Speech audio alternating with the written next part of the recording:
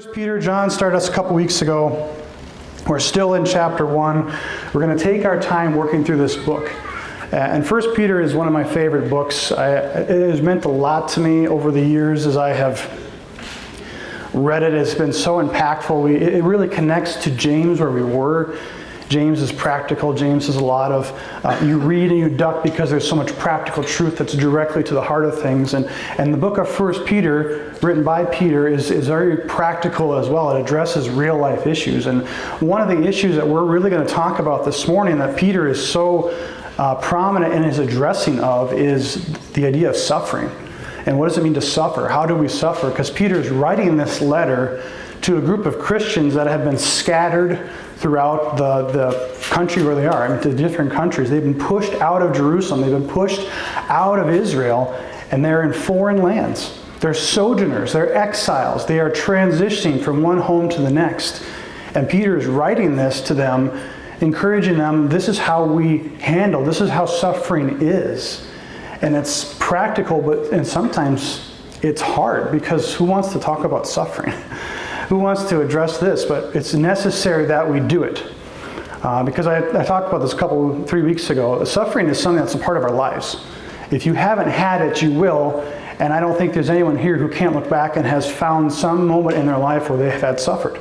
They've suffered at some point, at some level, in some way. It's just, that's what happens in life. As Christians, we're not exempt from that. But as Christians, we have a purpose in our suffering. We don't just suffer for the sake of suffering, we suffer because there's a purpose in it. And that's what Peter's going to get at a little bit this morning as we jump in. We're in chapter 1, we're going to pick up in verse 6. So just put your finger there. Because one of the people that I think addresses this topic exceptionally well is C.S. Lewis. And many of us are familiar with Lewis. And he has an essay that I would recommend if you guys are interested called The Weight of Glory. And in that essay, he talks about this idea of how do you understand what glory is. It's kind of this abstract term that we throw around as Christians a lot, that we talk about glory, we understand God as glory, and he's writing from this idea of how do we understand the weight of it. And really what he's getting at is how does it push upon us as humans? What difference does it make? Because we often don't think about it in terms of how we are to live. We often think of glory, well, that's God's thing. We're just going to leave it up there, and that's His. And that's true. But there's also what compels us is not the here and the now. What compels us to do the things that we do?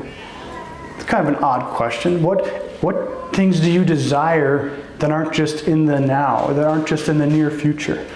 What things do we desire that are long-term? What things drive us, or as we say, compel us, that are really the weighty things that matter? Because it's really an eternal perspective. And that's what Peter is really going to get at in this passage. He's really trying to shift our gaze. Because so often, at least for me, when I'm in life and I encounter something, my perspective shifts from looking out to looking at the now, looking where I'm going. I want to make sure that my next step is where I need it to be.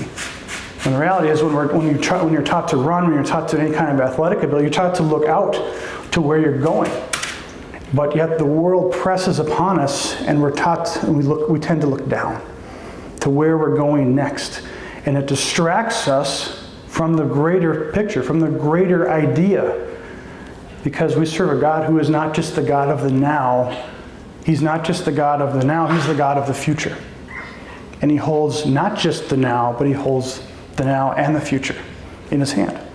And that's a pretty impressive picture, which is what Peter's going to try to stretch us into thinking today. Okay, so let's pick up in 1 Peter 1, verse 6.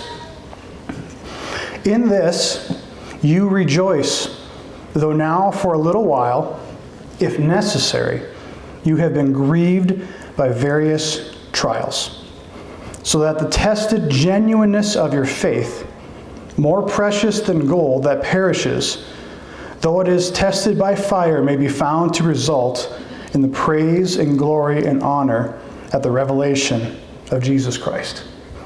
So, he doesn't spare any moment. He gets right into it. He talks about sojourners, and he says, just so you know, when you are tested, it may be necessary. And that's an interesting, it may be necessary that this comes about in your life. That's okay. I'm okay. I get that. That it's, though I rejoice now, it might become necessary. It might become crucial. It might become something that has to happen in our life, that I go through a trial or a test. Necessary. That kind of shifts a little bit, because all of a sudden it's like, wait a second. I didn't sign up for this. I didn't sign up to go through this. I didn't sign up for this trial, this testing, but it might be necessary, is what he says. Why would he go on and say that? Why would this be part of it? Why would he say it might be necessary? That's kind of an interesting thing to think about, because now we're changing. Suffering isn't just something that happens that I have to deal with. Suffering is something that happens that has a purpose in who I am and what I am doing in this world. And it might be hard, and I don't want to stand up here and say, because I know some of you guys have gone through immense suffering. I know that. I'm not trying to cheapen this. I'm not trying to make this less, because some of the stuff you guys have gone through, I can't even fathom. But yet, I've also seen how God has worked in that, in you guys as well. It might become necessary. It might become necessary. Lewis talks about kinds of desire. And that's really what he's forging at. Because what does this affects how we approach suffering? Because that's really what he's getting at. It's how do we approach this? When we encounter something that's difficult, the tendency as humans, at least my perspective, is if I can just get through this. If I can just get through it, if I can just make it through the next day, if I can just get to the end of this. And that's how I do with lots of things in life. Because life is sometimes uncomfortable, sometimes it's awkward, sometimes it's hard. You know, I have young kids at home, and I don't sleep all the time at night, and I keep thinking, if I can just make it through the night, if I can just make it through this season.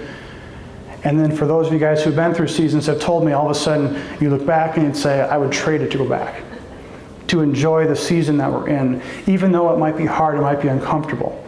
And that's the thing about suffering. It's kind of this broad definition between intense suffering to mild discomfort and everything in between. And Peter, this principle works for everything and in between that. If this is necessary, it's got a purpose to it. It's got a reason for how it will begin to train us, to equip us, to test us. Okay?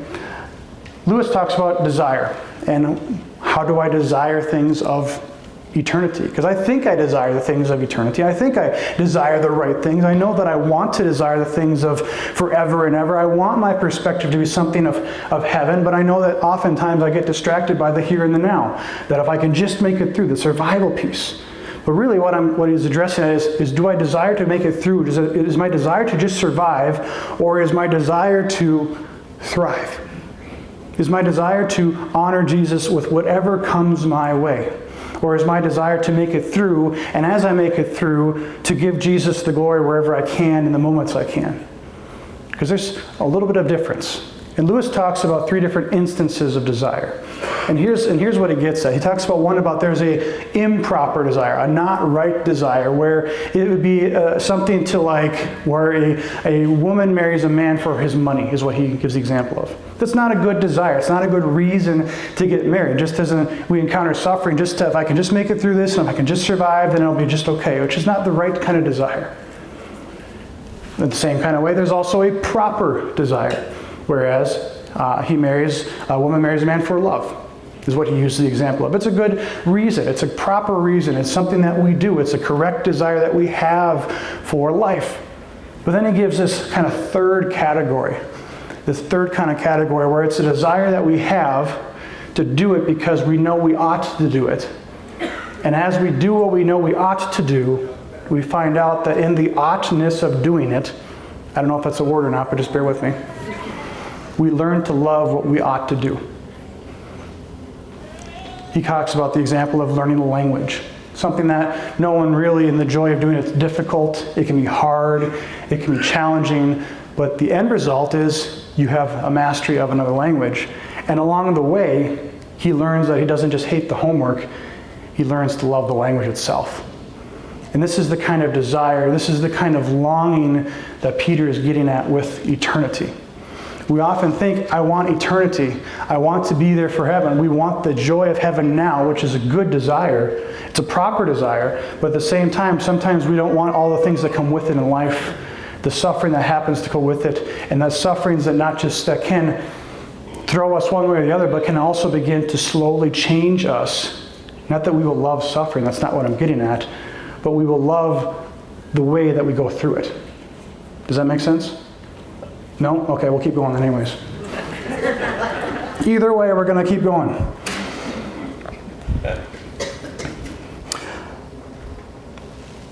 What changes this is not just the now, it's not just our situation, it's not just our circumstances. What changes this is how we view the end. Okay, as we look towards what's happening, how do I view the here and the now? Because sometimes we throw around this word, and what Peter's going to talk about, he get into right away. Though you rejoice, though now for a little while if necessary. So we're talking about joy in the midst of trials. Well, what is joy? I know we've talked about this before, but what's the difference between joy and happiness? Happiness is more situational. It's based on circumstances. Joy is a contentment. It is an eternal gift from God Himself to us, even if our situation doesn't match the emotion that God has given us. Joy is a gift. Happiness is a circumstance. Though we rejoice in the midst of something that is not fun, that is something that shifts us. So where does that joy come from? Is it just something that just happens? Well, to some degree, yeah. I think it does. It is a gift from God. It is something that we have that is given to us by the God who is in control, who made everything, who is eternal, who is beyond everything else. But it's also from we know the end. This idea of I'm living for now, but I'm also living for now and knowing that in the end of days, I get to be with Jesus. I get to be in heaven. And that perspective shifts. It changes. Because now it's not just this joy that once I get there, then I'll have the joy. But that's the beautiful thing about the joy that comes from God. It's not just a joy that exists in the end. It's a joy that comes back and floods into everything else who we are. So you say, if necessary, life happens. But joy can interweave into anything that happens in the midst of that. Joy can be part of all of that as well. So that, this is verse 7, the tested genuineness of your faith. Okay, and we get nervous with that word test because often we go back to school days, we think of testing, we think of a math test, that's where I go, and we say, well, if I fail, then I fail. We think of this line or a math or also like, if I didn't pass, I didn't pass, and we panic and we think this is this test about, it's a pop quiz and we weren't ready for it because all of a sudden the suffering came out of nowhere and God, I wasn't ready for this. Why is this happening to me? Why me? But this is not a testing that kind of test. This is a testing of purifying. Because he'll say it's more precious than gold. It's not an accident that he uses that term. One is because he says what the result of this is going to be the glory of Christ, which is more valuable than gold. But it's also the way that they refine gold is by they put it in fire. And they watch the impurities boil up and they burn those off so that gold becomes more pure. That we may become more pure. That the testing is not so that we may see if we're going to fail or not when we get to the day. The testing is God is making us more like Him day by day. That's the purpose of this. That's the maybe necessity of this, is that God cares more about our hearts than we do. Is that He will do what's necessary to purify us, to test us, to make our faith more genuine, to make our lives reflect Christ even more. Now I realize that none of this stuff is fun, because we don't want to hear this, oh great, Joel's talking about suffering. Yeah, I can't wait to put this into practice. No one's thinking about that. But it is the reality of life. Is that what do we have when we encounter things that are difficult? Do we just put our head down and barrel through? Or do we say, God, what are you going to teach me through this? How are you going to strengthen me through this? And how is life going to be strengthened? How is my perspective going to be changed from just this immediate survival of the news to an eternal perspective of that you are going to be king no matter what happens? It's more precious than gold, though it is tested by fire. And here's what it says, that it may be found to result in praise and glory and honor at the revelation of Jesus. Do you guys remember like a year ago, I don't remember, when we did the chapter on Thessalonians, we went through that book, and we talked about the coming of Christ. We talked about him coming into this, and there's this word and there's this idea that he was coming back, and there was this general idea that as he gets closer to the city, that the people would hear the runners coming in saying, the king has come back, he has conquered the enemy, and he's coming back into town, and we were to be getting ready. That the town was getting ready to welcome in the conquering, victorious king, that as he gets closer and closer, that we would become ready to just rejoice at the sight of our king who is coming back. And that's really what they want to think about with this idea of, as we look forward to Christ coming back, it's not if I can just survive in the meantime, but it's the preparation of our king is going to come back, and it's going to be glorious. It's going to be victorious. It's going to be a joyful occasion. It's going to be this complete, overwhelming happiness at the sight of my king has come back to bring us to heaven. And what he's getting at in Peter is, and I want that joy to permeate not just the moment when he comes back, but every moment up to that moment. That's why he's talking about this as we continue to go through that at the revelation of Jesus when he shows himself again. And here's why this is important. If we go down to 8, it says, though you have not seen him, you love him. Though you do not now see him, you believe in him. And rejoice with a joy that is inexpressible and filled with glory. It's not based on sight. So often, that's the biggest thing I encounter when I talk with people who are on the fence. Well, I would believe in Jesus if I could see more proof.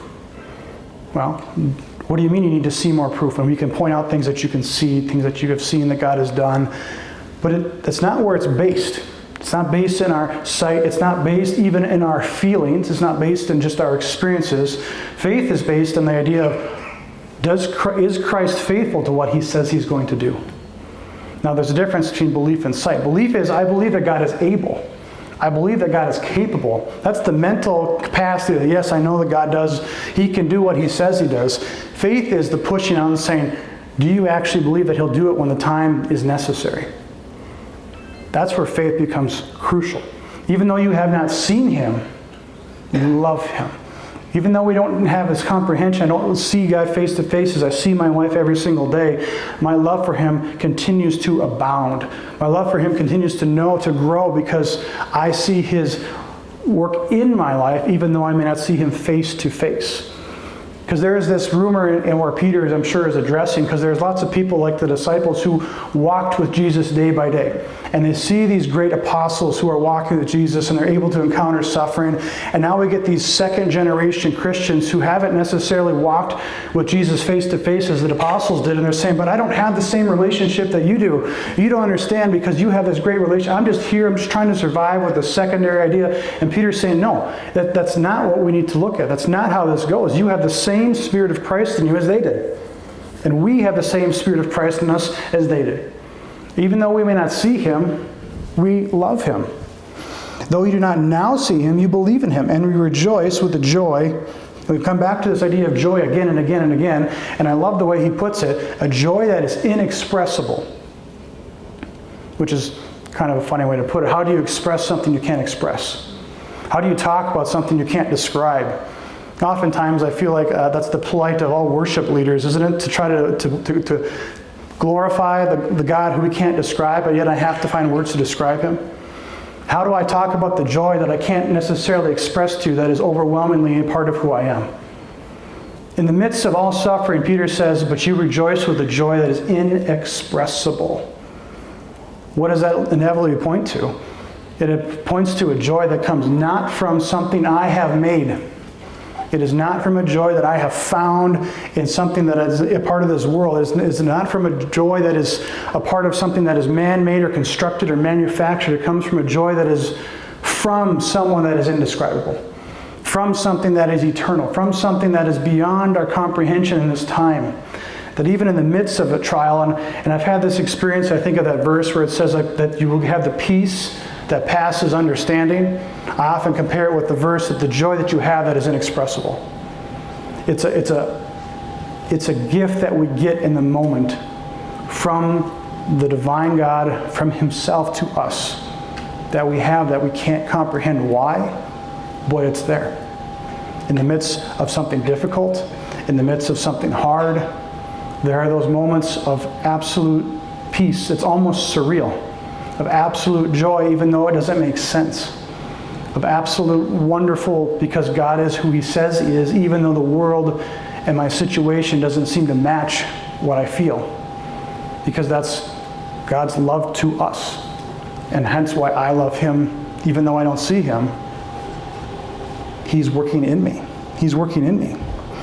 And inexpressible and filled with glory.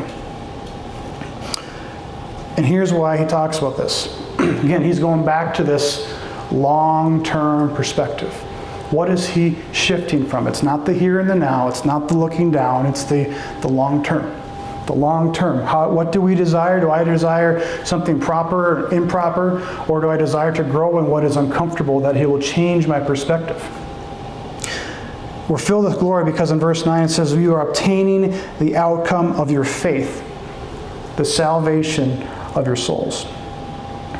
And really what this, if you read this in the Greek, it says, because you are receiving the outcome of your faith, the salvation of your souls. It's not just this idea of as we receive it, it's because we are receiving that. Because we are receiving salvation, because we know that for those who've said yes to Jesus, our eternity is secure in heaven. Because I know that no matter my circumstances now, in the term of God, in the terms of his eternal perspective, it's found secure in him. That even though life may seem hard and difficult, and that I may day by day struggle with things, eternally I am secure. God is outside of time. We sometimes forget that he's not just in the future. He is outside of time, meaning he knows the now and then. He knows the then. And if he knows the then, and he's here saying, I've got you, why do I still wrestle with that? Why do I still wrestle with doubt? Why do I still wrestle with the things that make it difficult when I know that he knows the future? When I know that he knows that he's got me? When I know that in the end that he will save me?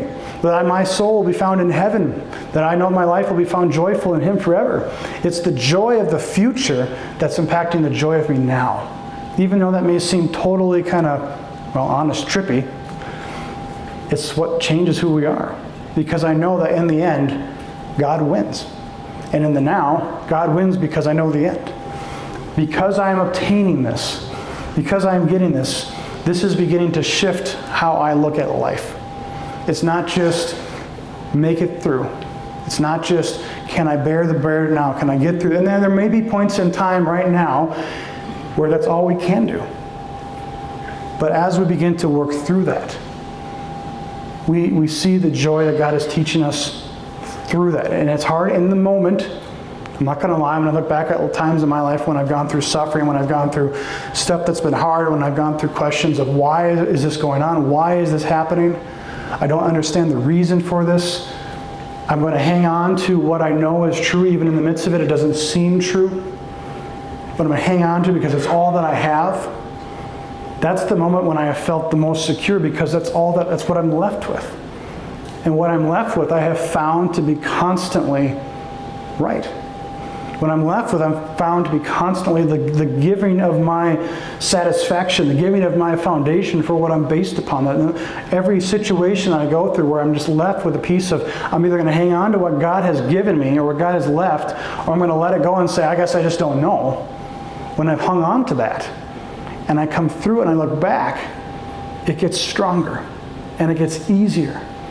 And now that I encounter things that are difficult, it's not taking away the difficulties. It's not taking away the pain. It's not taking away the suffering. But it's given me something to stand upon, knowing that we've been here before. I've been faithful to you once, and I will be faithful to you again. And that's the thing, that it's not just in sufferings or trials, but it's just every day. that it's now something I go back to. It's like I did another day yesterday, God, and today is a little more unknown, and tomorrow is a little bit more unknown, and I'm just a little bit more uncomfortable. I can't control today. I can't control tomorrow. I feel more out of my grasp, and I'm trying to do things that I know that you can just take from me. But day by day and time by time, as I continue to hang on to, the only thing that I have is that God says He's good, and He's for me, and that He will never leave me or forsake me. It gets stronger, and every day it gets easier.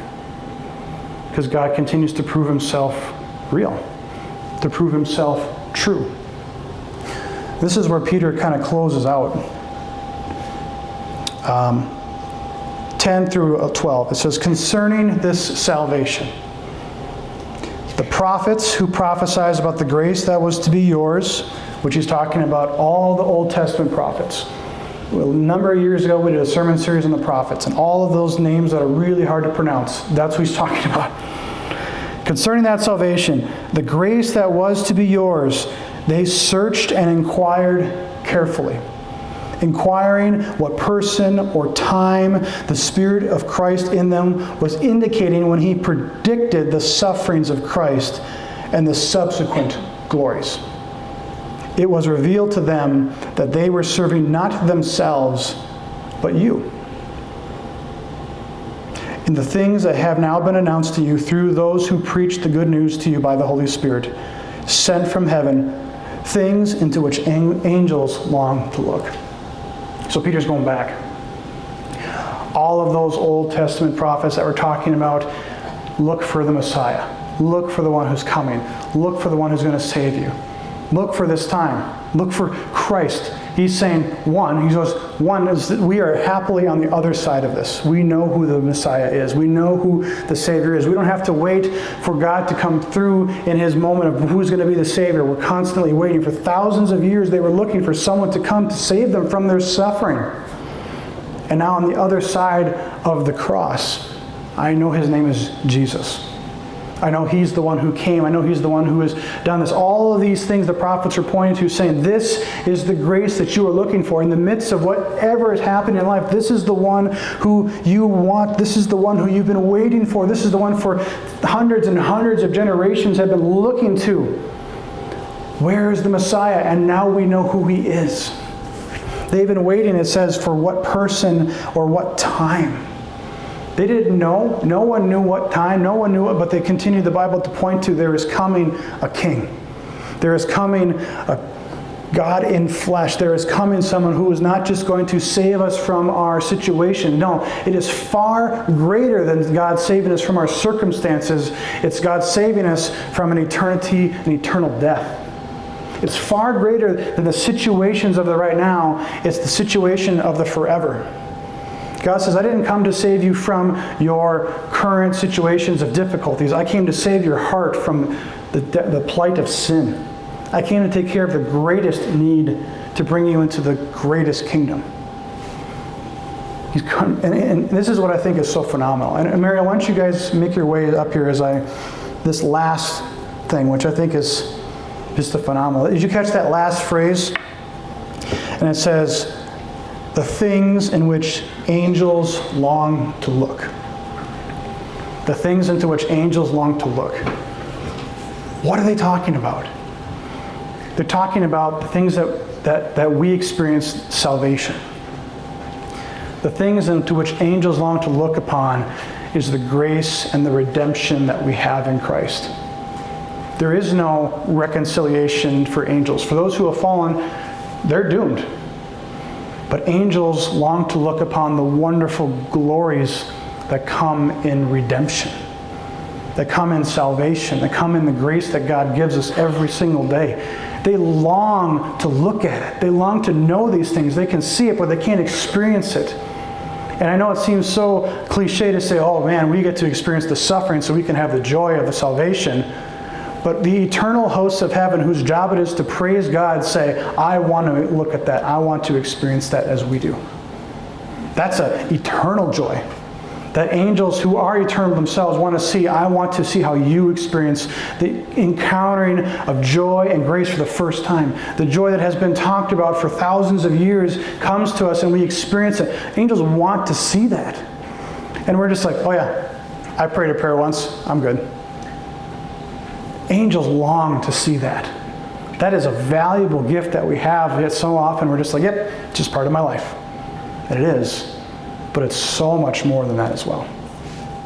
Well, we covered a lot. And as John has said before, we both said it, we want this to be a conversation. If you have questions, you have more thoughts, we'd love to hear from you guys. Don't call me tomorrow, I'm busy tomorrow. But you call John tomorrow. We'd love to continue this conversation. This is a part of life, and we want to live life together as Christians. That's a privilege and a joy that we take seriously at Rockhaven. I did forget one announcement. There are 88 pumpkins in the front yard. I don't need 88 pumpkins at home, but they do want the kids to take them first. So just once the kids are gone, then we don't want any left. Have a great Sunday.